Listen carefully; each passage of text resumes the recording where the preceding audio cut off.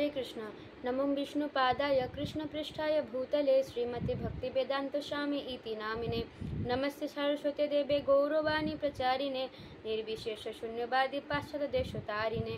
जय श्री कृष्ण चैतन्य प्रभु नित्यानंद श्री अद्वैत गदाधर शिवासादि श्री गौर भक्तवृंद। हरे कृष्णा कृष्ण कृष्ण हरे हरे, हरे राम राम राम हरे हरे। ओम नमः भगवते वासुदेवाय, ओम नमः भगवते वासुदेवाय, ओम नमः भगवते वासुदेवाय। श्रीमद्भागवतम प्रथम स्कंदे 12 नंबर अध्याय 25 नंबर श्लोक। धृतबलि सम कृष्णे प्रह्लाद इव सत्ग्रह आहार्त एष अश्वमेधनम বৃদ্ধানাম পর্যুপাসক। অনুবাদ: এই শিশুটি ধৈর্যে বলি মহারাজের মতন হবে, প্রহ্লাদ মহারাজের মতো নৈষ্ঠিক কৃষ্ণ ভক্ত হবেন, বহু অশ্বমেধ যজ্ঞ অনুষ্ঠান করবে এবং বৃদ্ধ ও অভিজ্ঞ ব্যক্তিদের অনুগমন করবেন। তাৎপর্য: বলি মহারাজ ভগবদ্ভক্তি ক্ষেত্রে দ্বাদশ মহাজনদের অন্যতম। বলি মহারাজ একজন মহাজন, কেননা তিনি ভগবানের প্রসন্নতা বিধানের জন্য সবকিছু উৎসর্গ করেছিলেন এবং ভগবানের সেবার জন্য তার সেই উৎসর্গ করার পথে বাধা দিয়েছিলেন বলে তিনি তার তথাকথিত গুরুদেবের সঙ্গে সমস্ত সম্পর্ক ছিন্ন করেছিলেন। সব রকম জাগতিক দায় দায়িত্বে বন্ধন থেকে মুক্ত হয়ে ভগবানের প্রতি অহৈতুকী ভক্তি লাভ করাই হচ্ছে ধর্মজীবনের সর্বোচ্চ সিদ্ধি। ভগবানের সন্তুষ্টি বিধানের জন্য বলি মহারাজ সবকিছু ত্যাগ করতে বদ্ধপরিকর ছিলেন এবং তিনি কোনো রকম বাধা বিপত্তি গ্রাহ্য করেননি। তিনি ছিলেন আর এক মহাজন প্রহ্লাদ মহারাজের পুত্র। বলি মহারাজের এবং বামন দেবের কাহিনী শ্রীমদ্ ভাগবতে অষ্টম স্কন্ধে অধ্যায় 11 থেকে 24 বর্ণিত হয়েছে। প্রহ্লাদ মহারাজ শ্রীকৃষ্ণের বিষ্ণুর একজন পরম ভক্ত। তার বয়স যখন 5 বছর তখন ভগবানের ঐকান্তিক ভক্ত হয়েছিলেন বলে তাকে তার পিতা হিরণ্যকশিপু কঠোরভাবে নির্যাতন করেছিলেন। তিনি ছিলেন হিরণ্যকশিপুর জ্যেষ্ঠ পুত্র এবং তার মায়ের নাম ছিল কয়াধু। প্রহ্লাদ মহারাজ ছিলেন ভগবত ভক্তির একজন মহাজন, কেননা তার জন্য ভগবান নৃসিংহদেব তার পিতাকে সংহার করেছিলেন। এই দৃষ্টান্ত স্থাপন করার জন্য যে পিতা যদি ভগবত ভক্তির পথে প্রতিবন্ধক হয় তাহলে তাকেও সরিয়ে দিতে হবে। তার 4 পুত্র ছিল এবং তাদের মধ্যে সর্বশ্রেষ্ঠ বিরোচন হচ্ছেন উপরোক্ত বলি মহারাজের পিতা। প্রহ্লাদ মহারাজের কার্যকলাপের ইতিহাস ভাগবতের সপ্তম স্কন্ধে লিপিবদ্ধ করা হয়েছে। শ্লোক নম্বর 26। রাজর্ষীণাং জনা ইতা শাস্তা চোতপথ গামিনম নিগ্রহীতা কলেরেশ ভুব ধর্মস্য কারণাৎ। অনুবাদ: এই শিশুটি রাজর্ষিদের জন্মদাতা হবে। বিশ্বশান্তি ও ধর্মের স্বার্থে তিনি উচ্ছৃঙ্খল ও কলহপ্রিয় সকলকে দণ্ডদাতা হবেন। তাৎপর্য: জগতের সবচাইতে জ্ঞানী হচ্ছেন ভগবদ্ভক্ত। ঋষিদের জ্ঞানী বলা হয় এবং জ্ঞানের বিভিন্ন শাখায় বিভিন্ন প্রকারের জ্ঞানী ব্যক্তি রয়েছে। অতএব রাজা বা রাষ্ট্রনেতারা যদি জ্ঞানী না হয় তাহলে রাজ্যের অন্যান্য জ্ঞানী ব্যক্তিদের তিনি নিয়ন্ত্রণ করতে পারে না। মহারাজ যুধিষ্ঠির রাজবংশে সমস্ত রাজারা ব্যতিক্রমহীনভাবে তখনকার দিনে সবচাইতে জ্ঞানী ব্যক্তি ছিলেন। মহারাজ পরীক্ষিত এবং ভবিষ্যতে জন্মগ্রহণ করবে তার যে পুত্র জন্মেজয় তাদের সম্বন্ধে সেই ভবিষ্যৎবাণী করা হয়েছিল। এই প্রকার জ্ঞানী রাজারে দুষ্কৃতকারীদের দণ্ডদান করতে পারেন এবং কলিযুগের কলহপূর্ণ প্রভাবকে সমূলে উৎপাটিত করতে পারেন। পরবর্তী অধ্যায়গুলিতে এটি স্পষ্টভাবে প্রকাশ পাবে যে মহারাজ পরীক্ষিত শান্তি এবং ধর্মের প্রতীক গাভীকে হত্যা করতে চেষ্টা করার ফলে মূর্তিমান কলিকে বধ করতে উদ্যত হয়েছিলেন। কলির 4টি লক্ষণ হচ্ছে মাদকদ্রব্য, অবৈধ স্ত্রীসঙ্গ, দ্রুতক্রীড়া এবং কসাইখানা। আসবপান, অবৈধ স্ত্রীসঙ্গ, দ্রুতক্রীড়া এবং কসাইখানা থেকে নিয়মিতভাবে সরবরাহ করা মাংস আহারে লিপ্ত কলহপ্রিয় দুর্বৃত্তদের কীভাবে দমন করে শান্তি ও নৈতিকতার প্রতিষ্ঠা করতে হয় সেই শিক্ষা সমস্ত রাষ্ট্রের জ্ঞানবান শাসকদের মহারাজ পরীক্ষিতের কাছ থেকে লাভ করা কর্তব্য।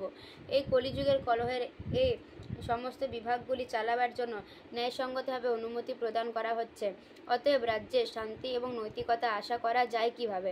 তাই রাজ্যের জনকদের ভগবদ্ভক্তি অনুশীলনের মাধ্যমে নিয়ম শৃঙ্খলা ভঙ্গকারীদের দণ্ডদান করে এবং উপরোক্ত কলহের লক্ষণগুলি নির্মূল করে অধিকতর জ্ঞানী হওয়ার আদর্শ অবশ্যই অনুসরণ করতে হবে। আমরা যদি প্রজ্বলিত অগ্নি চাই তাহলে আমাদের শুকনো কাঠ ব্যবহার করতে হবে। ভিজা কাঠ থেকে প্রজ্বলিত অগ্নি পাওয়া যায় না। মহারাজ পরীক্ষিত এবং তার অনুগামীদের নীতি অনুশীলনের ফলে কেবল শান্তি এবং নৈতিকতার উন্নতি বিধান করা সম্ভব। শ্লোক নম্বর 27। तक्ष तक् तक्षात् आत्मना मृत्युं द्विजपुत्र उपार्षजितं प्रपतशत उपश्रुत মুক্ত সঙ্গপদং হরে। অনুবাদ: এক ব্রাহ্মণ তনয় কর্তৃক প্রেরিত এক তক্ষক নাগের দংশনে তার মৃত্যু হবে। তা শোনার পরে তিনি সমস্ত জড়জাগতিক আসক্তি থেকে মুক্ত হবেন এবং তিনি পরমেশ্বর ভগবান শ্রীহরির শ্রীপাদ পদ্মে আশ্রয় গ্রহণ করবেন। তাৎপর্য: জড় আসক্তি ভগবানের শ্রীপাদ পদ্মে শরণাগতি একসঙ্গে হতে পারে না। জড় আসক্তি মানে হচ্ছে ভগবানের আশ্রয়, চিন্ময় আনন্দ সম্বন্ধে অজ্ঞতা। এই জড় জগতে অবস্থানকালে যে ভগবত ভক্তি, তা হচ্ছে ভগবানের সঙ্গে অপ্রাকৃত সম্পর্কিত হওয়ার অনুশীলন, এবং যখন তা সিদ্ধ করা হয়, ভগভক্ত সম্পূর্ণরূপে জড় জগতের বন্ধন থেকে মুক্ত হয়ে তার প্রকৃত আলোয় ভগবদ্ধামে ফিরে যাওয়ার যোগ্য হন। তার মাতৃজঠরে অবস্থানকালে তার জীবনের শুরু থেকে মহারাজ পরীক্ষিত নিরন্তর ভগবানের আশ্রয়ে ছিলেন। ব্রাহ্মণ বালকের অভিশাপের ফলে 7 দিনের মধ্যে তার মৃত্যু হওয়ায় তথাকথিত যে সতর্কবাণী, তা ভগবদ্ধামে ফিরে যাওয়ার প্রস্তুতি সূচক একটি আশীর্বাদ। যেহেতু তিনি সর্বদাই ভগবানের দ্বারা সুরক্ষিত ছিলেন, তাই ভগবানের কৃপায় তিনি এই প্রতিকূল অবস্থায় সর্বশ্রেষ্ঠ সদ্ব্যবহার করেছিলেন। তিনি নিরন্তর 7 দিন ধরে যথার্থ সূত্র থেকে শ্রীমদ্ ভাগবত শ্রবণ করেছিলেন এবং তার ফলে ভগবানের শ্রীপাদ পদ্মের আশ্রয় লাভ করার সুযোগ পেয়েছিলেন। শ্লোক নম্বর 28। জিজ্ঞাসিতাত যথার্থ মুনেবশশ্রুতাদশো হি তেদং নিপগঙ্গায়ং যস্য তথা কুতো ভয়ম। অনুবাদ: হে রাজন, এই বালকটি বেদব্যাসের পুত্র ব্রহ্মর্ষি সুখদেবের মুখ থেকে যথার্থ আত্মজ্ঞান জানতে ইচ্ছুক হবে এবং সমস্ত জড় আসক্তি পরিত্যাগ করে ভয়লেশহীন হবে। তাৎপর্য: জড় জ্ঞান মানে হচ্ছে নিজের স্বরূপ সম্বন্ধীয় জ্ঞান সম্বন্ধে অজ্ঞতা। দর্শন মানে হচ্ছে প্রকৃত আত্মজ্ঞানের অন্বেষণ অথবা আত্ম উপলব্ধির জ্ঞান। আত্ম উপলব্ধি ব্যতীত দর্শন হচ্ছে শুষ্ক জল্পনা কল্পনা অথবা অনর্থক শক্তি এবং সময়ের অপচয়। জীবের প্রকৃত স্বরূপ সম্বন্ধে শ্রীমদ্ ভাগবত যথার্থ জ্ঞান প্রদান করে এবং শ্রীমদ্ ভাগবত শ্রবণ করার মাধ্যমে মানুষ জড় আসক্তির বন্ধন থেকে মুক্ত হয়ে বৈকুণ্ঠ লোকে প্রবেশ করতে পারেন। এই জড় জগৎ ভয় এবং কুণ্ঠায় পূর্ণ। এখানকার কয়েদিরা কারাগারে বন্দী থাকার মতো সবসময় ভয়ে ভীত। কারাগারে কেউই সেখানকার নিয়ম এবং আইন ভঙ্গ করতে পারে না। তা ভঙ্গ করার অর্থ হচ্ছে বন্দী জীবনের মেয়াদ বৃদ্ধি। তেমনি এই জড় জগতে আমরা সর্বদা ভয়ভীত। এই ভীতিকে বলা হয় কুণ্ঠা। বদ্ধ জীবনে সমস্ত যোনিতে প্রতিটি জীবী প্রকৃতির নিয়ম লঙ্ঘন করে হোক অথবা না করেই হোক সর্বদাই দুশ্চিন্তাগ্রস্ত। মুক্তি মানে হচ্ছে এই নিরন্তর উৎকণ্ঠা থেকে মুক্ত হওয়া। এই কুণ্ঠা যখন ভগবানের প্রেমময় সেবায় রূপান্তরিত হয়, তখনই কেবল তা সম্ভব। শ্রীমদ্ ভাগবত আমাদের সুযোগ প্রদান করেছে কিভাবে আমরা এই উৎকণ্ঠাকে জড় থেকে চেতনে রূপান্তরিত করতে পারি। শ্রী ব্যাসদেবের মহান পুত্র আত্মতত্ত্ববেত্তা সুখদেব গোস্বামীর মতো অভিজ্ঞ দার্শনিকেরা সঙ্গপ্রভাবে তা সম্ভব। মহারাজ পরীক্ষিত তার মৃত্যুর সতর্কবাণী পাওয়া মাত্রই ছিল সুখদেব গোস্বামীর সঙ্গ লাভের মহা সৌভাগ্যের পূর্ণ সদ্ব্যবহার করে বাঞ্ছিত ফল প্রাপ্ত হয়েছিলেন। কিছু পেশাদারী পাঠক শ্রীমদ্ ভাগবতে এই কীর্তন এবং শ্রবণের এক প্রকার অনুকরণ করে থাকে এবং তাদের মূর্খ শ্রোতারা মনে করে যে শ্রীমদ্ ভাগবত পাঠ শ্রবণ করার ফলে তারা জড় আসক্তি থেকে বন্ধন মুক্ত হয়ে অভয় জীবন লাভ করবে। শ্রীমদ্ ভাগবত শ্রবণের এই প্রকার অনুকরণ এক প্রকার তামাশা মাত্র। কতকগুলি জঘন্য লোভী ব্যক্তি জড়ভোগের জন্য অর্থ উপার্জনের উদ্দেশ্যে এই প্রকার ভাগবত সপ্তাহের অনুষ্ঠানের দ্বারা কখনো প্রচারিত হওয়া উচিত নয়। শ্লোক নম্বর 29। ইতি রাজ উপাদিশো বিপ্রজাতো কোবিদা লব্ধা পচিতয় সর্বে প্রতিজগ্নুষকান গৃহান। অনুবাদ: জ্যোতিষশাস্ত্রে পারদর্শী এবং নবজাত শিশুর ভাগ্য গণনায় দক্ষ সেই বেদজ্ঞ ব্রাহ্মণেরা এইভাবে মহারাজ যুধিষ্ঠিরকে নবজাত শিশুর ভবিষ্যতের সম্বন্ধে উপদেশ দিয়ে প্রচুর পরিমাণে পারিতোষিক লাভ করে স্বগৃহে প্রত্যাবর্তন করলেন। তাৎপর্য: বেদ জাগতিক পারমার্থিক উভয় জ্ঞানেরই ভাণ্ডার, কিন্তু আত্ম উপলব্ধির পূর্ণতা প্রাপ্ত হওয়া হচ্ছে এই জ্ঞানের উদ্দেশ্য। পক্ষান্তরে বলা যায় যে বেদ সভ্য মানুষের জন্য সর্বতভাবে পৃথককৃত স্বরূপ। যেহেতু মানুষ জড়জগতের দুঃখ দুর্দশা থেকে মুক্ত হওয়ার একটি সুযোগ, মনুষ্য জীবন জগতের দুঃখ দুর্দশা থেকে মুক্ত হওয়ার একটি সুযোগ, তাই জড়জাগতিক প্রয়োজন এবং পারমার্থিক মুক্তি উভয় উদ্দেশ্য সাধনের জন্য বৈদিক জ্ঞান যথাযথভাবে মানুষকে পথ প্রদর্শন করে। বিশেষ বুদ্ধিমত্তা সম্পন্ন যে মানুষেরা বিশেষভাবে বৈদিক জ্ঞানের প্রতি অনুরক্ত তাদের বলা হয় বিপ্র এবং বৈদিক জ্ঞানের স্নাতক। বেদে বিভিন্ন জ্ঞানের বিভাগ রয়েছে, যার মধ্যে জ্যোতিষ এবং চিকিৎসা হচ্ছে দুটি গুরুত্বপূর্ণ শাখা, যা সাধারণ মানুষের জন্য আবশ্যক। তাই বুদ্ধিমান মানুষেরা, যারা সাধারণত ব্রাহ্মণ বলে পরিচিত, সমাজকে পথ প্রদর্শন করার জন্য বৈদিক জ্ঞানের বিভিন্ন শাখায় পারদর্শী হন। এমনকি সামরিক বিদ্যা বা ধনুর্বেদ ও বুদ্ধিমান ব্রাহ্মণেরা অধ্যয়ন করতে পারেন এবং সেই জ্ঞান দান করার শিক্ষকতা করতেন, যেমন দ্রোণাচার্য, কৃপাচার্য প্রমুখ। এখানে যে বিপ্র শব্দটি উল্লেখ করা হয়েছে তা তাৎপর্যপূর্ণ। বিপ্র এবং ব্রাহ্মণদের মধ্যে কিছু পার্থক্য রয়েছে। বিপ্র হচ্ছে তারা যারা বৈদিক কর্মকাণ্ডে বা সকাম কর্ম বিষয়ক শাখায় পারদর্শী এবং তারা সমাজকে জীবনে জড়জাগতিক আবশ্যকতাগুলি চরিতার্থ করার উদ্দেশ্য পথ প্রদর্শন করেন, কিন্তু ব্রাহ্মণেরা পারমার্থিক চিন্ময় জ্ঞানের বিষয়ে পারদর্শী। জ্ঞানের এই বিভাগকে বলা হয় জ্ঞানকাণ্ড এবং তার ঊর্ধ্বে রয়েছে উপাসনা কাণ্ড। উপাসনা কাণ্ডের চরম পরিণতি হচ্ছে বিষ্ণু ভক্তি এবং ব্রাহ্মণেরা যখন এই বিষয়ে পূর্ণতা প্রাপ্ত হন তখন তাদের বলা হয় বৈষ্ণব। বিষ্ণুর আরাধনা হচ্ছে সর্বশ্রেষ্ঠ আরাধনা। উন্নত ব্রাহ্মণেরা হচ্ছেন ভগবান প্রেমময় সেবায় যুক্ত বৈষ্ণব। তাই শ্রীমদ্ ভাগবত যা হচ্ছে ভগবত ভক্তির বিজ্ঞান, তা বৈষ্ণবদের প্রিয়। শ্রীমদ্ ভাগবতের শুরুতে বিশ্লেষণ করা হয়েছে যে শ্রীমদ্ ভাগবত হচ্ছে সুপক্ষ ফল এবং তার বিষয়বস্তু কর্ম, জ্ঞান এবং উপাসনা এই তিনটি কাণ্ডে অতীত। কর্মকাণ্ডে পারদর্শীদের মধ্যে জাতক কর্মে দক্ষ বিপ্রেরা জ্যোতিষ শাস্ত্রে অত্যন্ত পারদর্শী হতেন এবং তা নবজাত শিশুর ভবিষ্যৎ কেবল লগ্ন গণনা করার মাধ্যমে বলতে পারতেন। এই প্রকার সুদক্ষ জাতক বিপ্রেরা মহারাজ পরীক্ষিতের জন্ম সময় উপস্থিত ছিলেন এবং তার পিতামহ মহারাজ যুধিষ্ঠিরের সেই সমস্ত বিপ্রদের যথেষ্ট পরিমাণ স্বর্ণ, ভূমি, গ্রাম, শস্য এবং গাভী সমেত জীবনের অন্যান্য আবশ্যক বস্তুসমূহ উপহার দিয়েছিলেন।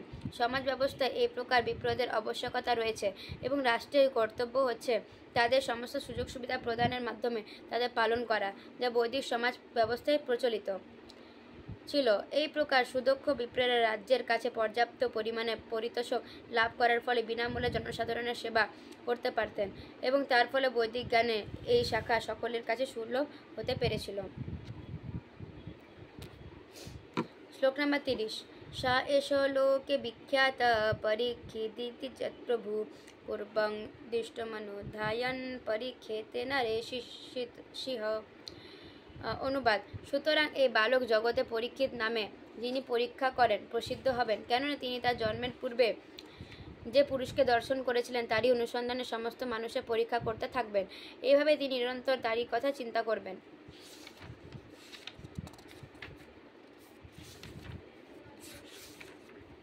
তাৎপর্য। মহারাজ পরীক্ষিত অত্যন্ত ভাগ্যবান ছিলেন, কেননা মাতৃগর্ভে অবস্থানকালে তিনি ভগবানকে দর্শন করেছিলেন এবং তার ফলে তিনি নিরন্তর ভগবানের কথা চিন্তা করতেন। একবার যখন ভগবানের চিন্ময় রূপের ধারণার মনের মধ্যে গেঁথে যায় তখন আর তাকে কোন অবস্থাতে ভোলা যায় না। শিশু পরীক্ষিত ভূমিষ্ঠ হওয়ার পর কাউকে দেখলে পরীক্ষা করতেন যে তিনি সেই ব্যক্তি কিনা যাকে তিনি তার মাতৃগর্ভে অবস্থানকালে দর্শন করেছিলেন, কিন্তু কেউ ভগবানের সমান অথবা তার থেকে অধিক আকর্ষণীয় হতে পারে না, অতএব তিনি কাউকে গ্রহণ করতে পারেননি। কিন্তু এই প্রকার পরীক্ষার দ্বারা ভগবান সর্বদাই তার সঙ্গে ছিলেন এবং এভাবে মহারাজ পরীক্ষিত স্মরণের মাধ্যমে সর্বক্ষণ ভগবানের সেবায় যুক্ত ছিলেন। এই প্রসঙ্গে ছিল জীব গোস্বামী মন্তব্য করেছেন যে প্রত্যেক শিশুকে তার শৈশব থেকে যদি ভগবানের ধারণা প্রদান করা যায় তাহলে তিনি অবশ্যই মহারাজ পরীক্ষিতের মতো একজন মহান ভগবদ্ভক্ত হতে পারেন। কেউ মহারাজ পরীক্ষিতের মতো মাতৃগর্ভে অবস্থানকালে ভগবানকে দর্শন করার সুযোগ পাওয়ার মতো সৌভাগ্য অর্জন নাও করে থাকতে পারে, কিন্তু তার পিতামাতা যদি চান তাহলে তাকে সেই সৌভাগ্য প্রদান করতে পারেন। এই সম্পর্কে আমার ব্যক্তিগত জীবনে একটি ব্যবহারিক দৃষ্টান্ত রয়েছে। আমার পিতা ছিলেন ভগবানের শুদ্ধ ভক্ত এবং আমার বয়স যখন মাত্র 4-5 বছর তখন আমার পিতৃদেব আমাকে শ্রী রাধাকৃষ্ণের যুগল মূর্তি দান করেছিলেন। আমি খেলার ছলে আমার ভগিনীর সঙ্গে তাদের পূজা করতাম এবং গৃহের নিকটস্থ রাধা গোবিন্দের মন্দিরের অনুষ্ঠানগুলি অনুকরণ করতাম। সবসময় সেই মন্দির গিয়ে এবং খেলার ছলে আমার বিগ্রহদের নিয়ে সেই সমস্ত অনুষ্ঠানে অনুকরণ করার ফলে ভগবানের প্রতি আমার এক সহজ অনুরাগ বিকশিত হয়েছিল। আমার পিতা আমার অবস্থা বিচার করে সেই অনুসারে সমস্ত অনুষ্ঠানগুলি পালন করতেন। পরবর্তীকালে স্কুলে এবং কলেজ যাওয়ার ফলে সেই সমস্ত কার্যকলাপ স্থগিত ছিল। আমি সম্পূর্ণরূপে আমার সেই অভ্যাস হারিয়ে ফেলেছিলাম। কিন্তু যৌবনে যখন আমার গুরুদেব শিশুমৎ ভক্তিসিদ্ধান্ত সরস্বতী মহারাজের সঙ্গে আমার সাক্ষাৎ হয়, তখন আমার সেই পুরার অভ্যাস পুনরায় জাগরিত হয়েছিল এবং আমার সেই খেলার বিগ্রহ যথাযথ বিধির মাধ্যমে আমার আরাধ্য অর্চা বিগ্রহে পরিণত হয়েছিল। সংসার ত্যাগ করা পর্যন্ত আমি সেই অনুষ্ঠানগুলি নিয়মিত পালন করেছি এবং আজ আমি অত্যন্ত প্রসন্নতা অনুভব করি যে আমার উদার পিতৃদেব আমার প্রথম জীবনে আমার মনের মধ্যে যে প্রভাব ফেলেছিলেন তা পরবর্তী আমার পরমারাধ্য গুরুদেবের কৃপায় বৌদ্ধি ভগবদ্ভক্তি পরিণত হয়েছিল। মহারাজ প্রহ্লাদও উপদেশ দিয়েছিলেন যে ভগবানের সঙ্গে সম্পর্কে ধারণ জীবনের শুরুতে শৈশবের মাধ্যমে অবস্থাতে মনের মধ্যে গেঁথে দেওয়া উচিত। তা না হলে মনুষ্য জীবনের সুন্দর সুযোগটি হারিয়ে যেতে পারে, যে জীবন অন্যান্য জীবনের মতো নশ্বর হলেও অত্যন্ত মূল্যবান। শ্লোক নাম্বার 31। স রাজপুত্র ববৃধে আশু শুক্ল ইব ঢুব আপূর্যমান পিতৃভিঃ কাষ্ঠভিরিব সোহনহম। অনুবাদ। রাজপুত্র মানে পরীক্ষিত তার পিতামহদের অভিভাবকদের সস্নেহে প্রতিপালিত হয়ে শুক্ল পক্ষের চন্দ্রের মতো দিনে দিনে বর্ধিত হতে লাগলো। শ্লোক নাম্বার 32। যক্ষমানসমেধেন জাতিদ্রোহ জিহাশয়া রাজালব্ধ ধনো দোধো নানাত্র করদণ্ডয়। অনুবাদ। ঠিক এই সময় মহারাজ যুধিষ্ঠির জ্ঞাতিবধজনিত পাপ থেকে মুক্ত হওয়ার জন্য এক অশ্বমেধ যজ্ঞ অনুষ্ঠান করার কথা বিবেচনা করেছিলেন, কিন্তু কিছু অর্থ সংগ্রহের কথা ভেবে তিনি উদ্বিগ্ন হয়েছিলেন, কেননা উদ্বৃত্ত তহবিল না থাকার কর এবং জরিমানা আদায় করা ছাড়া অর্থ সংগ্রহের আর কোনো উপায় ছিল না। তাৎপর্য। ব্রাহ্মণ এবং বিপ্রদের যেমন রাষ্ট্র থেকে আর্থিক সাহায্য লাভের অধিকার ছিল, তেমনি রাষ্ট্রপ্রধানের অধিকার ছিল নাগরিকের কাছ থেকে কর এবং জরিমানা সংগ্রহ করা। কুরুক্ষেত্রের যুদ্ধের পর রাজকোষ শূন্য হয়ে গিয়েছিল, তাই এবং জরিমানা সংগ্রহের অতিরিক্ত